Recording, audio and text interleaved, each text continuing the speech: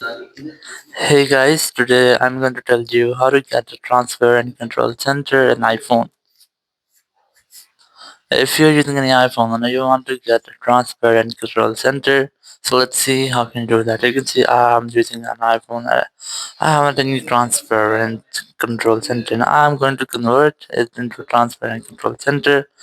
Now to do this, you just have to simply go back from here. Very first, I recommend you how to try to use any dark or any black background or wallpaper for your iPhone to get better transparency. But not using this, so you have to simply open the settings app. In settings, just scroll down and look for general, go to software update, and the very first thing you just have to make sure that you're on the latest version of iOS.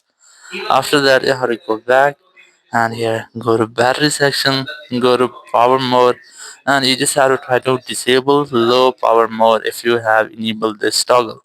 After disabling low power mode, just go back from here, go to accessibility section, and here select motion and disable this toggle, which is reduce motion.